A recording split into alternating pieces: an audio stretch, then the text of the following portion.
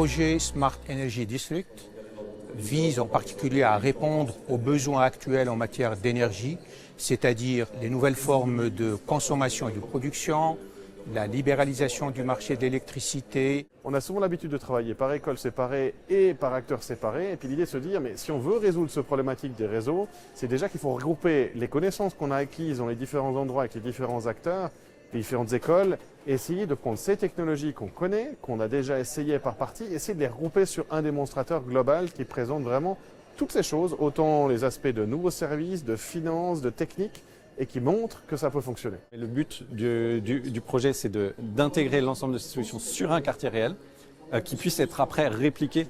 Donc il doit être représentatif en fait, de la situation qu'on aura dans le contexte suisse à l'horizon 2030, 2040, 2050. Mais l'objectif, c'est de pouvoir répliquer après ces solutions dans d'autres quartiers. Pour le client, c'est toujours l'important, c'est les coûts d'énergie. C'est les coûts qu'il paye pour l'électricité qu'il consomme à la maison. Et nous, on sait que pour arriver à répondre à toutes les exigences de la transition énergétique, on va dépenser beaucoup d'argent pour mettre le réseau à propre pour ça. Et si on a des solutions qui peuvent nous aider à diminuer ces coûts et trouver des solutions techniques intéressantes, c'est un gain pas seulement pour nous, les distributeurs, mais aussi pour les clients. Toutes les questions qu'on se pose, de où va aller notre réseau électrique, comment y arriver, quelles données avons-nous besoin, ça permet de répondre à cette question en fait, de manière globale et aussi avec plein de partenaires du terrain, d'autres gestionnaires de réseau, et puis aussi des partenaires académiques. Je pense que les partenaires académiques ont vraiment un enjeu de lien et de compétences et de connaissances. Mais les partenaires de terrain, eux, ont les technologies, ont les personnes et ont l'expérience aussi. Pour discuter avec les clients, pour discuter avec les installateurs, les techniciens qui sont nécessaires pour une telle réalisation. Pour la partie de développement des solutions de digitalisation, premier enjeu important, c'est d'avoir accès aux données. Les données ils viennent de différentes sources. Il s'agit des données privées, les données des gestionnaires de réseaux de distribution.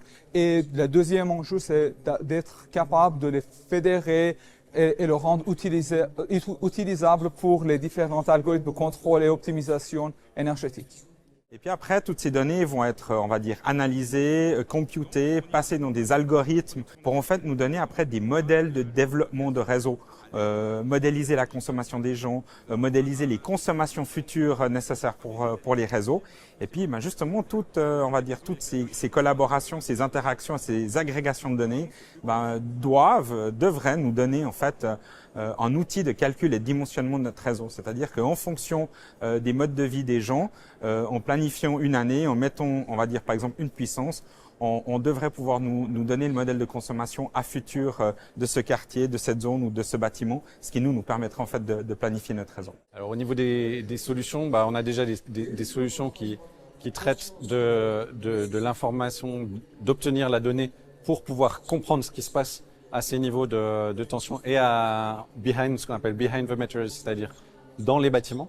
Et après, dans l'idée de déployer des solutions de type déplacement de charge, c'est-à-dire ce qu'on appelle gérer la flexibilité, pour donner de la flexibilité par la gestion des charges au niveau du réseau. On parle des solutions de style décalage de charge, de consommation, de peak shaving, de possibilité d'éviter de congestion dans le réseau électrique de distribution et éviter un surinvestissement ou surdimensionnement des réseaux électriques. L'enjeu principal, c'est que si on ne fait rien au niveau d'une gestion intelligente, c'est qu'on pourrait se retrouver à ou une réduction des énergies renouvelables installées, une réduction de la capacité d'électrifier, ou à des investissements énormes qu'il faudrait faire dans du câble. Je vois mal, typiquement, arriver à une situation où on dit aux gens « Votre véhicule électrique, vous pouvez le charger qu'un jour sur deux et puis maximum 10 km. » Ou votre solaire photovoltaïque sur votre toit, ouais, c'est bien, mais vous avez le droit de le réinjecter dans le réseau que 2 heures par jour, pas plus que 100, et 30% de ce que vous avez produit.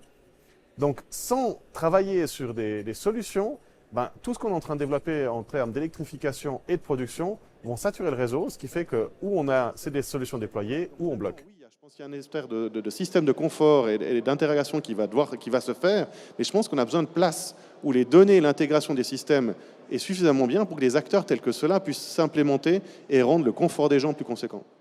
En digitalisant les réseaux, en étudiant plus profondément justement la nature de ces consommations, ça permet de proposer des produits attractifs à nos clients qui permettront de choisir par exemple leur mode de fonctionnement. Puis comme on l'a vu dans la conférence, à quel moment je veux recharger ma voiture électrique, est-ce que je veux bénéficier d'un tarif qui a lieu à midi, est-ce que je veux bénéficier d'un tarif préférentiel le soir, etc. Donc tout ce genre de choses vont être passées à l'algorithme pour nous permettre en fait de donner un service performant et au top pour notre clientèle. Maintenant, le plus important aussi est de se faire accepter et de faire accepter ces technologies et ces appareils intelligents par les utilisateurs. Ce n'est pas une mince affaire. Se faire accepter est un challenge, d'où cette notion d'acceptabilité sociale où il faut convaincre les utilisateurs d'utiliser les technologies et les solutions que nous allons proposer.